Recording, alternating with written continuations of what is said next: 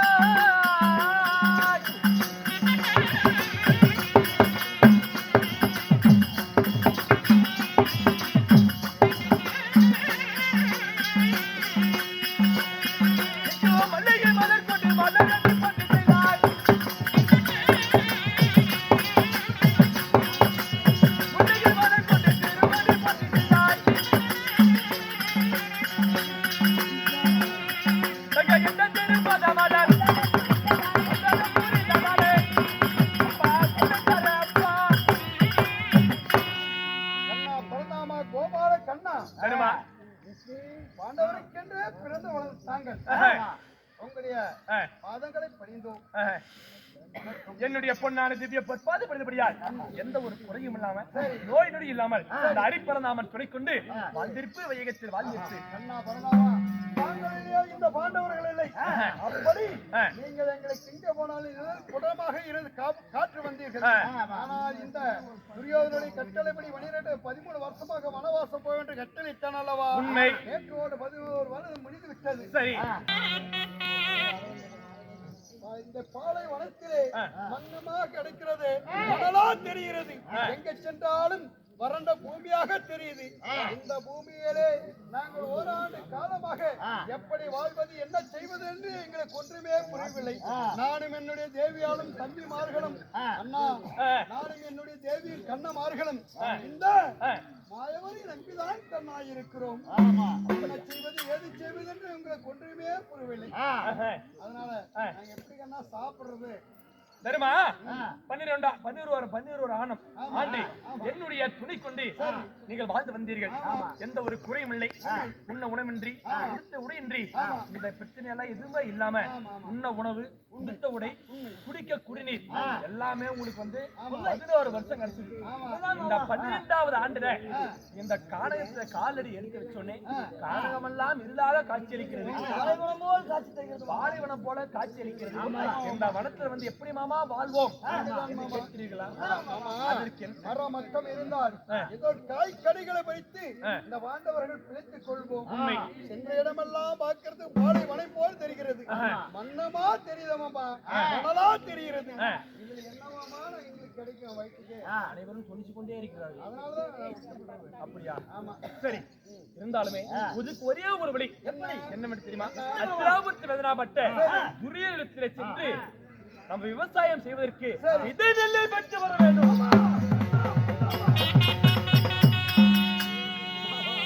உங்களுடைய சோதனைக்கு ஒரு எல்லையே இல்லையா?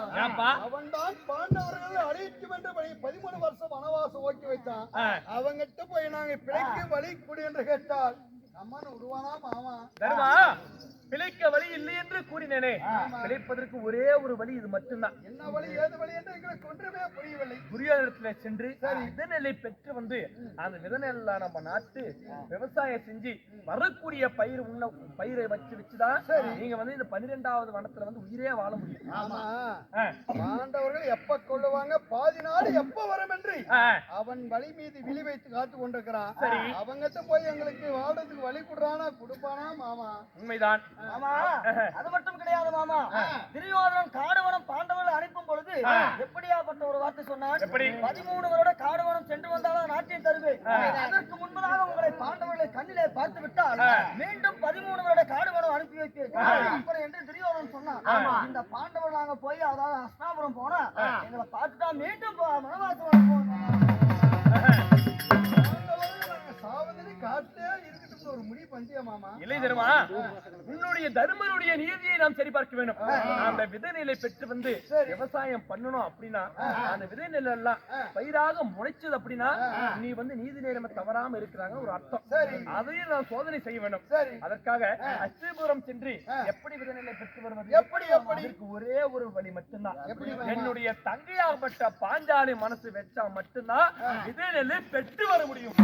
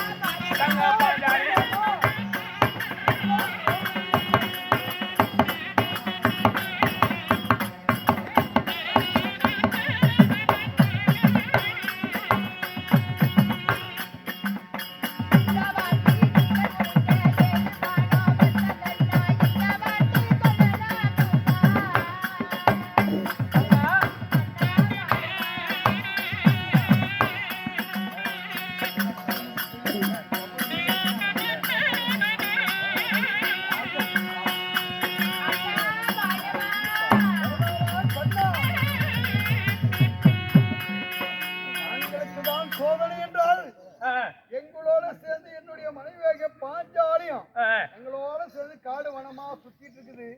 அப்படி இருக்கும் பொழுது என்னுடைய மனைவி எப்படி மாமா போக சொல்றீங்க? தருமா, என்னுடைய தங்கையாகப்பட்ட பத்திரி பாஞ்சாலியோ சபதம் வைத்திருக்கிறார். சபதம் முடியாம என்ன பண்ணுவா? மூஞ்சி முடிக்க முடியுமா? முடியவே முடியாது. அதுக்கு ஒரே ஒரு வழி, என்னுடைய தங்கையாகப்பட்ட பாஞ்சாலி வந்து புறப்பெண்ணாக ரூபமாற வேண்டும். குறி சொல்லக்கூடிய குரத்தி பெண்ணாக ரூபமாற வேண்டும். நாட்டிலே சென்று குறி சொல்லக்கூடிய குரத்தி பெண்ணாக மாறி குரத்தி பெண் பெண்ணாக ரூபத்தை மாற்ற வேண்டும்.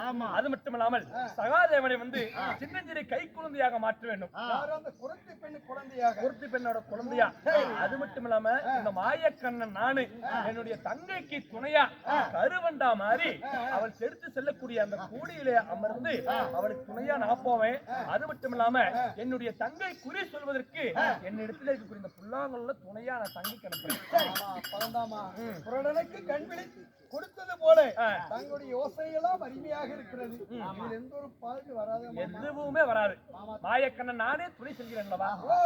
என்னுடைய மனைவியாக பாஞ்சாலி குரத்தியாகும், என்னுடைய தம்பியாக சகாதேவன் குழந்தையாகும், சின்னஞ்சிறு குழந்தையாக நாங்கள் வண்டாக உருமாறி என்னுடைய மனைவி அழைத்து செல்கிறீர்கள். உண்மைதானப்பா தங்கா?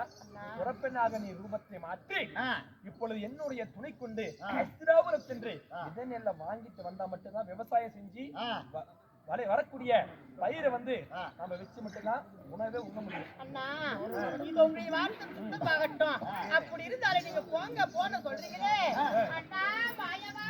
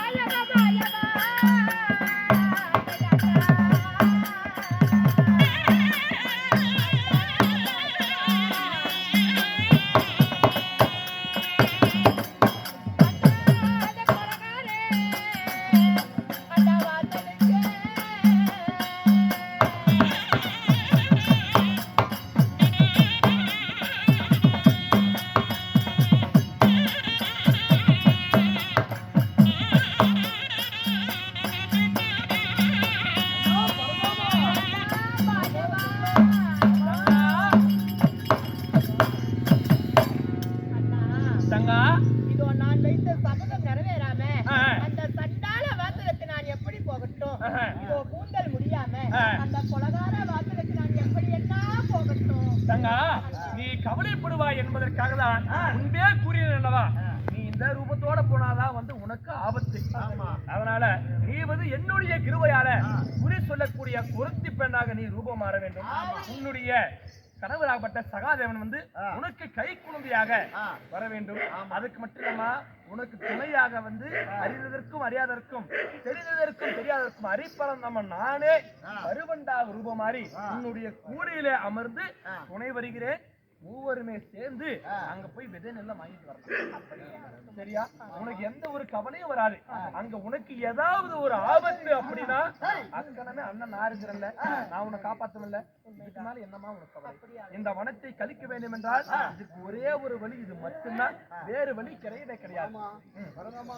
ஐவர் கொஞ்சம் பாண்டவர்கள் 16,000 சிங்க யானை பலம் படித்த அதாவது மதகரி பீமன் இருக்கிறான். இக்கட்டே பிறந்த அர்ஜுனன் இருக்கிறான். இத்தனை பேர் ஆண் மக்கள் இருந்து என்னுடைய மனைவி தன்னன் தனியாக ஸ்தாபனத்துக்கு போகிறாள். தங்களுடைய துணை கொண்டு ஒரு கருத்தை வெற்றியா முடித்து கொண்டு வர மாமா. தருமா இந்த அகில உலகமே எனக்குள் அடக்கம். நீர், நிலம், நெருப்பு, காற்று, ஆகாய, பூமி, அண்ட சராசரமே எனக்குள் அடக்கம். நானே என்னுடைய தங்கைக்கு துணை போகும்போது வேற என்னப்பா உனக்கு கவலை? என்னை பற்றி தெரியாமல் போய்விட்டதா? 5 பேர் கணவன்மார்கள் நீங்கள் இருக்கிறீர்கள். எப்படி 5 பேர் கணவன்மார்கள் நீங்க இருக்கிறீங்க. உங்க எல்லாத்துக்கும் இருக்காத ஒரு இது எனக்கு இருக்குது. நீங்க எவ்வளவு பாசம் வச்சிருக்கீங்களோ அதை விட பல மடங்கு பாசம் என்னுடைய தங்கை மேல நான் வச்சிருக்கிறேன். பாரா சபையிலே 56 தேச மன்னர்கள் சூழ்ந்தவர் சபையிலே மாலா தூங்கி விட்டான். யார்? அந்த சண்டாளன், கொடிக்காரன், சதிகாரி பெற்ற பலிக்காரன் அந்த துரியோதனோ தம்பி துச்சோதனோ மாறாத தூயிர் விட்டாங்க. அப்படி என்னுடைய தங்கையுடைய வலது கால் நகத்தை கூட பார்க்காம அந்த மானத்தை நான் காப்பாத்துறேன். அப்படிப்பட்ட மாயக்கண்ணன் நான் இருக்க 5 பாண்டவர்கள் உங்களுக்கு ஏப்பா கவலை? நானே துணை சொல்லும் பொழுது உங்களுக்கு கவலை ஏதாவது வரலாமா? தங்கா, இருந்தாலுமே குறி சொல்லக்கூடிய புரட்சி பெண்ணாக நீ போகிறாய் அல்லவா? உனக்கு ஏதாவது அந்த சந்தேகமா? தங்கா, குறி சொல்லக்கூடிய புரட்சி பெண்ணாக நீ ரூபம் மாறி நீ செல்லும் வழியில உனக்கு துணையாக நான் வருகிறேன். நீ யாருக்கு போய் குறி சொல்லணும்? அஸ்ராபுத் வேதனாப்பட்ட துரியோதனுடைய மனைவி பெருந்திருவாட்ட குறி சொல்ற மாதிரி குறி சொல்லி நீ விதை நெல்லை வாங்கிட்டு அப்படி வாங்கிட்டு வந்தா மட்டும்தான் இந்த வனத்தை நம்ம விவசாயம் செஞ்சு பிள்ளைக்கு வரக்கூடிய பயிரை நம்ம நீங்க உண்டு உயிர் வாழ முடியும். இந்த வனத்தை கழிக்க முடியும். வேறு வழியே கிடையாது. சென்று வருகிறீர்களா?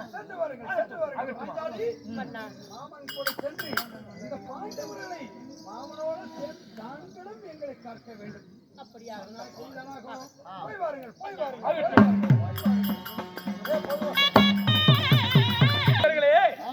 இப்பொழுது பத்திரி பாஞ்சாலியோ வாயுடைய கிருபையால குறி சொல்லக்கூடிய குரத்தி பெண்ணாக ரூபம் மாறி அஸ்தினாபுரம் சென்று விதை நெல்லை பெற்றுவதற்காக குரத்தி பெண்ணாக ரூபம் மாறி வருகிறார். இப்பொழுது குரத்தி சபைக்கு வரும் விதம் காண்க.